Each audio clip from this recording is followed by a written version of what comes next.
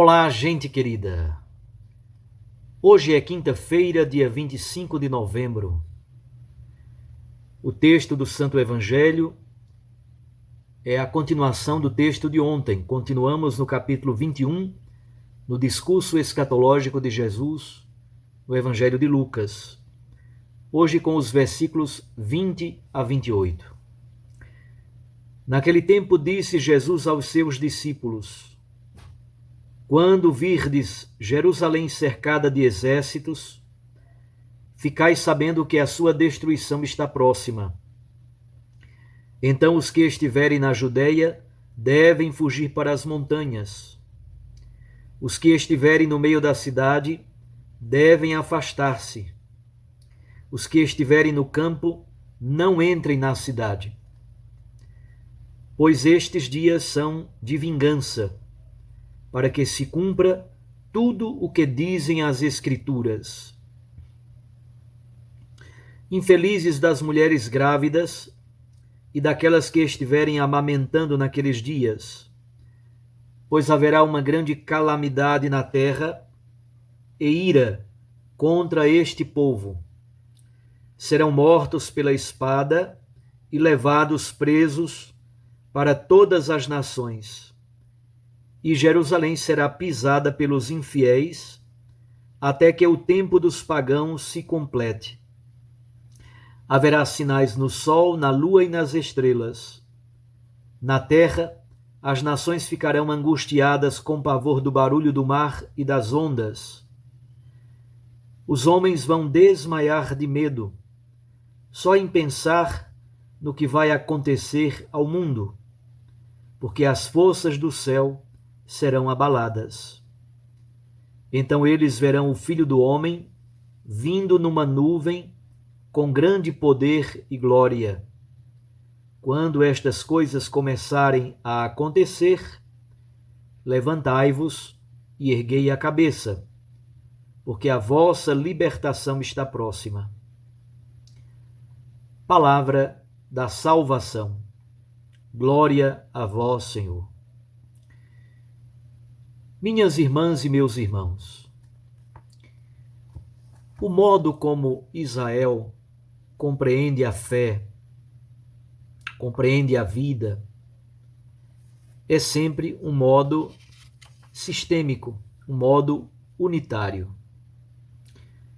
Portanto, os profetas, por exemplo, os profetas se misturam, se metem na política internacional do país, por exemplo. Basta ver a atuação de um profeta Isaías ou de um profeta Jeremias. E eles leem os fatos da história, as decisões políticas dos reis. Eles leem tudo à luz da aliança, à luz da fidelidade ou da infidelidade ao Senhor. Isso é importante porque de vez em quando temos pessoas bobas que imaginam que a igreja deve cuidar apenas de sacristia. Não. Refletindo sobre o dia do Senhor, o dia da vingança, o dia da ira, o dia da manifestação gloriosa de Jesus Cristo, Filho de Deus, Filho do homem, que vem entre as nuvens do céu em poder e glória como juiz e senhor da história. Observando este fato, nós somos convidados a refletir sobre o sentido da vida, o sentido da história, o sentido do nosso peregrinar no mundo, o sentido da vida comunitária, o sentido das instituições, o sentido das grandes decisões dos homens e mulheres de poder que com uma assinatura mudam completamente a história de uma determinada nação. Qual é mesmo o sentido da história? Essa é uma das grandes perguntas que o Evangelho de hoje nos oferece. Vocês já perceberam? Desde o início da semana nós estamos lendo este capítulo 21 do Evangelho de Lucas, o discurso escatológico. Começamos com uma introdução. Depois, Jesus, no Evangelho de Lucas, fala da destruição do Templo de Jerusalém. Em seguida, Jesus apresenta sinais precursores do dia da sua vinda gloriosa: guerras, revoluções, sinais cósmicos, meteorológicos, terremotos, sinais cósmicos no céu, na lua e nas estrelas, fome, epidemias, perseguições, prisões, traições.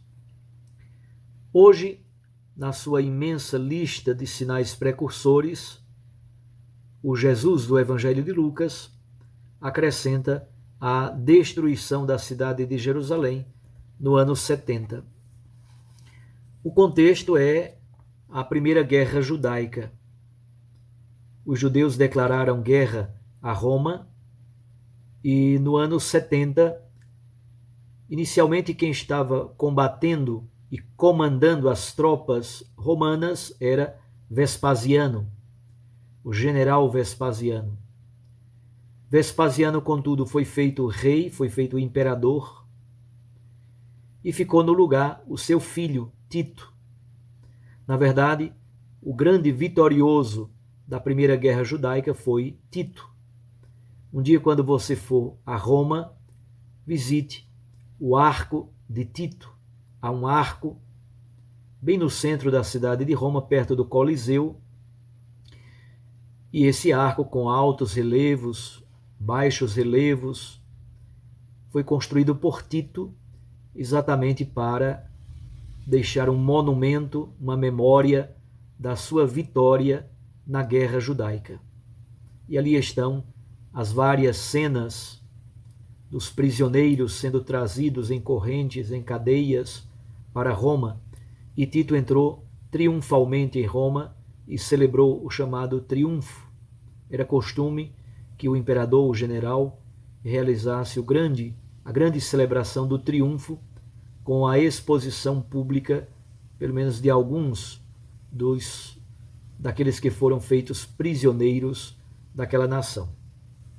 Então, no ano 70, praticamente se conclui a Primeira Guerra Judaica, com o templo destruído e incendiado, e a cidade de Jerusalém deixa de ser cidade, porque também foi destruída. Como é que Lucas interpreta a destruição de Jerusalém? A destruição aconteceu por causa da teimosia do pecado. Até mesmo as muralhas da cidade, em algumas partes, foram destruídas.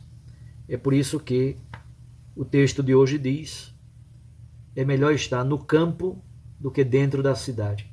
Quem estiver dentro da cidade, saia, porque o campo é mais seguro do que permanecer dentro da cidade de Jerusalém. Um outro aspecto importante do texto do Evangelho de hoje é o dia da ira, ou o dia da vingança, o dia de Adonai. É um tema teológico importantíssimo nos livros proféticos. E esse dia do Senhor, nesse caso aqui, o dia da ira, é interpretado como sendo a queda de Jerusalém, e no Evangelho de Lucas ele interpreta a queda de Jerusalém como sendo um castigo de Deus por causa da pertinácia, por causa da teimosia de os judeus permanecerem no pecado. O dia do Senhor, o dia de Adonai, o dia de Javé, é, portanto, um dia de vingança, no sentido dia de justiça, dia de julgamento. Deus estabelece o seu julgamento entre as nações e dá a vitória aos seus eleitos. Um terceiro elemento importante no texto é exatamente aquilo que Lucas chama de o tempo dos pagãos, interpretado positivamente na linha daquilo que propõe São Paulo na carta aos Romanos, especialmente no capítulo 10. O tempo dos pagãos é o tempo em que acontecerá a conversão dos pagãos. E a conversão dos gentios provocará o ciúme dos israelitas. Finalmente, a coisa mais importante no texto do Evangelho de hoje são os versículos 27 e 28. O Filho do Homem virá numa nuvem do céu com grande poder e glória. Como é que Lucas interpreta essa vinda gloriosa do Filho do Homem? Levantai-vos e erguei a cabeça, porque a vossa libertação está próxima. Lucas interpreta a parousia como a libertação do povo de Deus, como sinal de alegria, de festa e de vitória. É o grande sinal de esperança. O próprio evangelista dá uma chave de leitura para nós compreendermos a intervenção de Deus em nossa história. Muitas vezes nós não conseguimos compreender os problemas graves de vários países, até mesmo do nosso Brasil, desta pandemia, das convulsões sociais que temos vivido, sobretudo desde 2016 para cá. Já são 5 anos de confusões, o impeachment de uma presidente, novas eleições, governo interino, a pandemia que chegou, a economia que patina. Então a grande pergunta é também como dar um sentido a essa história. O Evangelho de Lucas quer nos dizer que a história só tem sentido quando é posta diante do olhar de Deus. E a nossa presença, a nossa participação nessa história é fundamental. Nós não vivemos isolados, nós somos cidadãos, cidadãs, devemos deixar uma marca importante. A celebração da liturgia da palavra de hoje é um convite também para nós exercitarmos a nossa cidadania, refletirmos sobre as conjunturas políticas, sociais, econômicas, culturais, religiosas do nosso povo. No próximo ano é ano de eleições, temos que ter consciência para onde vai a nossa escolha, quais são os critérios que nós utilizamos. Tudo isso precisa estar muito bem afiado e compreendermos que isso é consequência da nossa fé. A cidadania não é um acaso, é consequência da fé.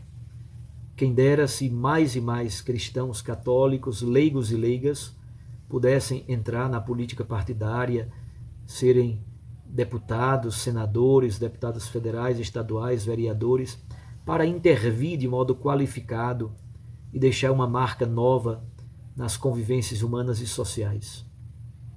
Mas fundamentalmente a coisa mais importante no texto do Evangelho de hoje são estes versículos 27 e 28.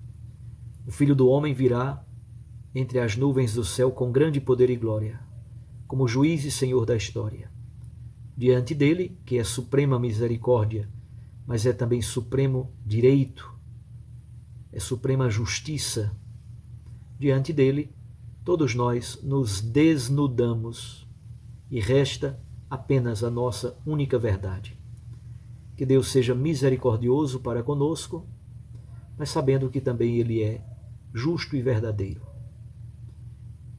Que Deus nos abençoe e nos guarde, e guardemos sobretudo esta última frase do Evangelho de hoje.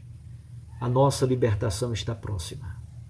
Para nós que cremos, que queremos fazer o caminho de fidelidade a Jesus Cristo, sempre procurando manter a vigilância e a prontidão, acolhamos então a novidade do reino de Deus por meio desta manifestação pública e universal de Cristo como juiz e senhor da história. Um abraço a você, fique com Deus e sua Mãe Maria Santíssima. Eu os abençoo em nome do Pai e do Filho e do Espírito Santo. Amém. Até amanhã, se Deus nos permitir.